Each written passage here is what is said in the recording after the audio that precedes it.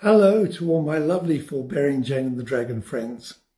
I've been taking a while before putting this post up because partly it's an apology, partly it's an explanation, and partly it's kind of a reach out to get your feedback on this whole thing.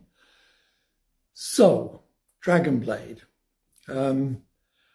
Thank you for everybody who's been reading the book, and thank you for all the comments and concerns about why I haven't posted the last few chapters. I started writing that as an experiment, and it seemed like a very good idea at the time, and I know a lot of you have been enjoying it. But it did create some interesting insights for me. One is, how I work.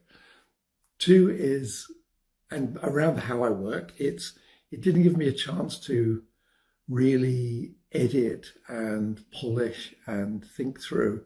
Normally you write something and you put it away for a while and you let time percolate through yourself. Then you come back to it as a reader and you can see all the faults and you can polish it and see all the things you've left out. I was originally I had in mind 3 Jane and the Dragon books, a trilogy. But as I've been writing this first one, and really loving writing it, by the way, and then loving reading it after I've written it, but then being frustrated that there's not enough information in there. Partly that frustration has come as a result of reading it through the eyes of people who didn't know Jane and the Dragon and have started reading the book and going, what the hell is going on here? Who are these people? Because most of you have been familiar with Jane through the TV show.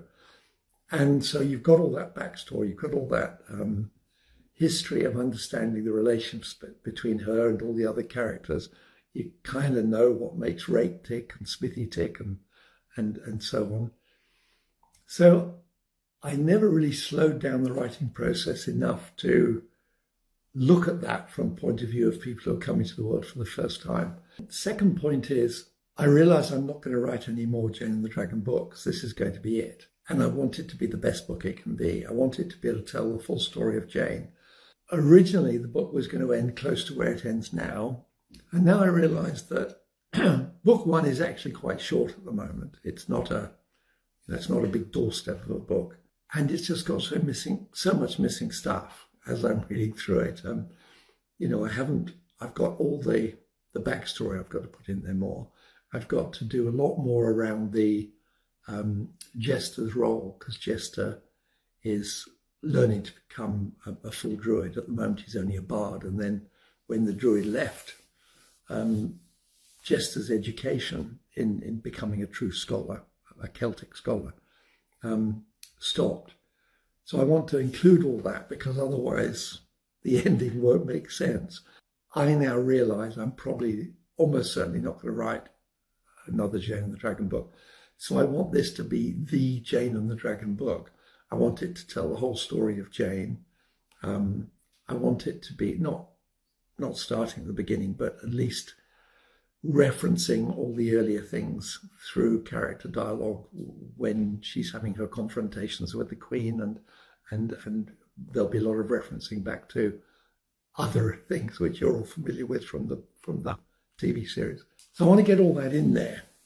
And I want to get in the whole history of the kingdom of Capernia, how it sits inside this alternative universe, because obviously all fantasy books are set in a kind of alternative world, and the world of Jane is very much similar to the timeline of our world, except certain things haven't happened, like a dragon still exists, which is quite a big change. The Romans left England almost immediately after the Boudica arising in my world. The Druid gods and the Norse gods are the key religion of the era.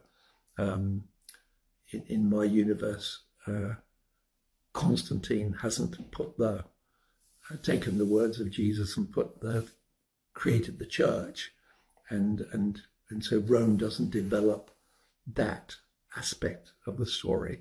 so we don't have Christianity inside Jane's world, as you all know from the TV series. There no priests and what have you. But it means I've never really explained the Celtic gods and the Roman gods and the Greek gods and the Norse gods who have been amalgamated into the background to the spirituality of the community, which is really important when I come to Jester's story. Those of you who've been following it know that we've left that on a little bit of a, not as a cliffhanger, but it went over the cliff.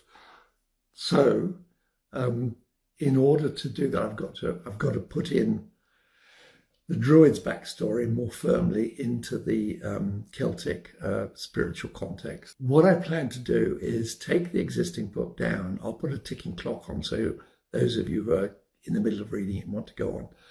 Then I'll finish writing the book, and then those of you, bless you, who have been with me all this time and hanging out for the ending, I'll post the entire book up, the new book, up onto my website.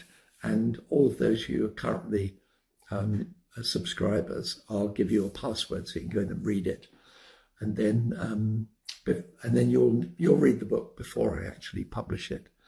But there's a lot more I want to talk about. So in closing, I'll try to put the full explanation into Substack. I'm writing a lot more in Substack now, and I want to focus much more on YouTube and Substack and TikTok.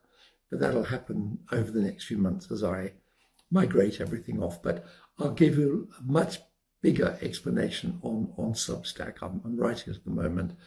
And it's free, by the way. I know a lot of people think you have to pay and subscribe. No, there's no paywall inside my Substack. You can just go in there and read everything I'm writing and follow me on there. And I'll put a lot more detail into this, and also talk about the cover of Dragonblade. I'm working on the cover, and I'd love to get your feedback of the image that I've put together.